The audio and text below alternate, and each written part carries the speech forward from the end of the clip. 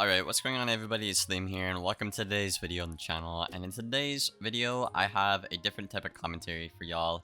I'm basically going to be reviewing the current state of PvP in Wizard101.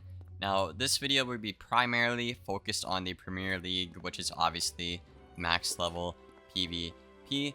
I do this quite a bit, as you guys know, here on the channel, and this season, so far, we are doing pretty good on the Storm, which is pretty awesome. I'm gonna try to keep this video, semi-negative, semi-positive to the best of my ability, give credit where credit is due, and, talk about the problems with PvP right now, and stuff like that. But, yeah, without further ado, guys, let's get right into it.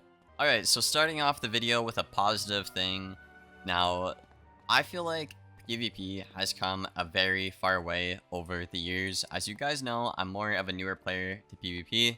I've only been around for about 2 years total doing PvP, and at least from my perspective, around those 2 years, I've seen it gradually get better, and right now, I feel like we actually have a pretty balanced state of PvP, aside from a couple of things right now at max level. So before I even get into the negatives, I just want to say hats off to KingsIsle for doing a stellar job with making the game a little bit better. Again, it still isn't perfect. There are a lot of, minor inconveniences and, people griefing as well in the arena, which obviously isn't very good.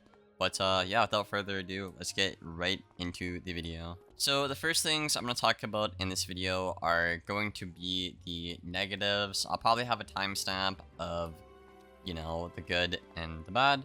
But right now, with the current meta, with everybody having pip chance and accuracy, which again, I do like this update quite a bit. If you do not like this update, feel free to let me know why in the comments below. But with this update, a lot of players, and primarily the most defensive schools I've noticed, are running, 1, 2, 3, even 4 wards sometime right now in the meta. Now, regardless of your opinion on a word, I feel like this is a bit of a problem, because if everybody and their ancestors are doing it, doesn't that kind of seem like, okay, maybe it might be a little bit too good, Now, the devs have come out and spoke about this. I think Rapbeard has on his stream a couple of times. They're not opposed to, removing ward, but they don't mind having it because, players can make a ward pet for their counter matchups, and obviously they can, obviously control a bit of things a bit better. So they're not, I feel like the devs aren't really on one side of removing it or not removing it. They are an open book when it comes to this stuff. But right now, I just see so many people running quad wards, and then not to mention the pins, right? You can have 3 wards and then pin to 2 schools, and then you'll win 5 matchups. It's absolutely insane. So right now, I think ward is just too good. A couple of fixes I have thought of for this point are making you only be able to run 1 ward talent in PvP. This would also help with people that try to Q snipe and stream snipe, so they don't have 120 resist, right, to streamers or high rank players. They couldn't run Stormproof, Storm Ward, or Ice Ward, I think only having 1 ward per pet for PvP ranked would be a very good solution. Or they could just outright ban word and just be like, okay, this is the Roshambo, this is how it's going to be, universal stats, and the games will be a lot more predictable and a lot more skillful, So I think those are the 2 best solutions in my opinion. They could just tone down, they could take out, word, or tone it down to the proof 10% areas as well. There's a lot of stuff they could do, but I don't think that one is really that realistic. I think either taking it out or having it be limited to 1 set resist talent on a pet would be the best way to go for the ward problem we have right now at max level.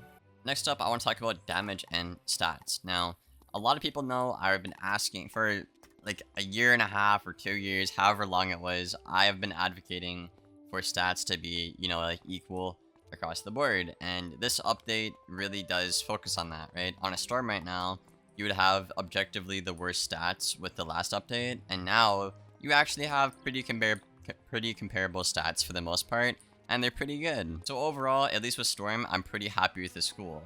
However, a couple of other schools are a little bit overtuned right now, and this is an oversight by KingsIsle, I'm pretty sure. And I will give you guys a good example here, and I'll probably throw the Roshambo wheel up on the screen from the developers themselves, so you have a bit more of a clear idea on what I'm talking about. But basically, what I'm talking about here is you have schools that have health, resist, damage, and pierce. And then on top of that, they have really solid and cracked cards. So when I'm talking about this, I'm talking about primarily myth and balance, right? Fire does get all 4 of those stats as well, but fire doesn't have as much cracked cards as myth and balance right now. That's why right now you see myth and balance being the meta in PvP, with storm being a close third. So this is just a simple case of myth hitting the damage cap and having like 10 resist left over compared to its 2 counterparts, storm and fire. So they just have obviously an insane amount of health, max damage, way more resist, and obviously max pierce, which is really good. So at least in the offensive school matchup and myth against resist schools, they will be hitting the hardest out of all of the offensive schools and are the best versatile offensive class because of how you still have resist left over and you're doing racks on racks of damage. And it's the same thing with balance as well. Balance hits the damage cap pretty easily. Again, having the same like 60 resist with 11,000 health. Really good cards on a balance as well. And you can obviously aura against a balance, which is a huge deal. So when I'm talking about stats in this point here, this is what I'm referring to is certain schools that are hitting the damage cap right now when they're not supposed to on their Roshambo, and they do not give up anything to reach the said damage cap, right? Like my balance has 11,000 health, 52 pierce, max crit block, damage cap, and 64 resist, which is really good with really freaking cracked cards like Mock and Scales. So that's basically my point here. Universally, I'm pretty happy with the new update and the stats. I just think a couple schools got overlooked and they got given everything. There's not enough drawbacks to these schools, basically, I guess, is my point here. Again, primarily what I'm talking about here in this point are myth and balance, which are the huge red flags. Death as well, right? Death has a lot of pierce, and you could argue fire has pretty good stats as well because they also hit that damage cap, being a pierce school and obviously having close to 10k health with myth. But fire again isn't a huge deal because fire does not have as overpowered cards as myth or balance right now in the current meta. Now in my opinion, those are the 2 biggest problems from a design standpoint with the game. The rest of my points here are going to be a little bit more subjective. Now I want to say there's not really much to PvP for, you know. They did, with 5th Age, they did try a new thing with the reward system and, you know, TC crafting, which I can appreciate. Again, hats off to KingsIsle. I love this new arena. I love this Marco guy. He's very helpful and stuff like that. However, I think there's just not really much to play for, you know. Even players who get all the way to Warlord, they just feel like they don't have a reason to keep playing. So there's not enough incentives to keep coming back to PvP, which I think is a huge issue. Now, KingsIsle could obviously create more rewards or update the vendor more often to, you know, keep it more lively and stuff like that. And an idea I thought of actually is what if we had like a daily PvP quest thing, you know? What if there's a dude, I don't know, in this corner right here. I don't know why he would be here, but let's say there's Brandon Mistborn II in this corner, and you pick up, you know, 3 daily PvP quests, whether it's like use a Medusa, you know, do a stun combo, win a game on a fire, you know, you get some tickets maybe, or if you do 200 challenges in a season, you might get access to like a cool looking wand or something like that. I think more incentives like that would really help with the game in my opinion, because right now I just feel like there's not really much to play for, and I think that really draws low rank players back, and especially high rank players as well. Next thing I want to talk about is the Roshambo in general. Now I actually am like pro Roshambo, I think that means you like it, right? I don't really know. I'm not really into politics. Anyways, I like Roshambo a lot, quite a bit.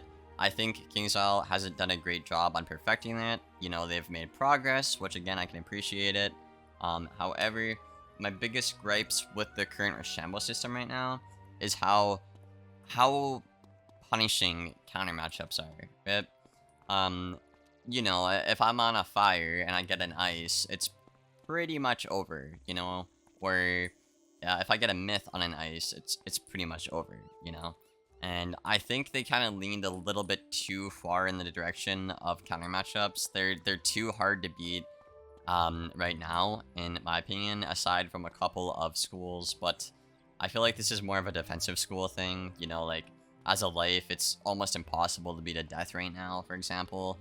But as a fire, I can beat a storm pretty easily, personally. So it does vary a little bit. And I think a contributing issue that really multiplies the effect on this is the new pin system they introduced. Now, a lot of players ever since Highland Gear do not like the new set resist system. And this new pin system, albeit it is pretty cool, I don't mind it a lot. My issue with this is the pins are a little bit too powerful, in my opinion. 4 resist before was like walking the line of being too powerful and like nothing at all. So I think just, you know, having 11 or 12 or 10% on your hat and your shoe, just one pin is incredibly powerful. And in my opinion, I think that's just a little bit too much. I think they should try to take the pins down. If they're not going to take them out, you know, take the pins down to what we had with Highland Gear, which was like 2 to 4 resist, I believe. Correct me if I'm wrong in the comments below. But I would like to see a little bit, you know, more subtleness with hard counter, soft counter matchups, and not have them be automatically win. Because, you know, as a player, even though, you know, it's a counter matchup, you don't want to feel like you're hopeless and stuff like that. But, yeah, I don't know. That's really all I gotta say about this point, guys. Let me know what you guys think about Roshambo and counter matchups in the comments below. Now, the next thing I want to talk about is the ELO system. Now, as you guys know, my Storm is going for Warlord this season. So far, I'm doing great. You know, you can probably see me in the arena sometimes, but I think I'm like 70 and like 19 or something right now. And 10 of those losses are from people cheating, so I'm doing really good right now on the Storm this meta. But however, once I noticed, you know, I got to Marshall, there are some serious queue problems, and I've tried talking to developers about this. I'm gonna keep bringing it up because it's not even just me that gets affected by it, it's a lot of the other players that are also Marshall trying to get to Warlord. It is extremely and too punishing to get from Marshall to Warlord. If you lose once to a decent player, like a knight or a captain, or even a marshal sometimes, you're losing around 4 to 7 games of rank you have to work for.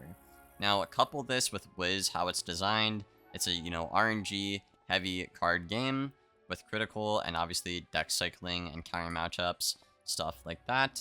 And also, you know, couple this with, you know, the queue not being too popular right now.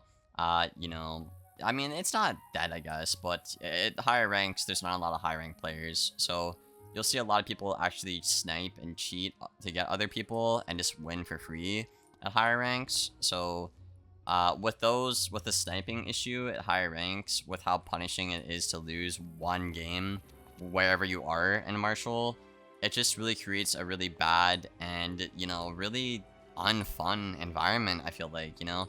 A lot of players just get Marshall and they don't want to go to Warlord because they know if they lose once, you're losing like 7 games of rank sometimes, and that's just a shitty feeling.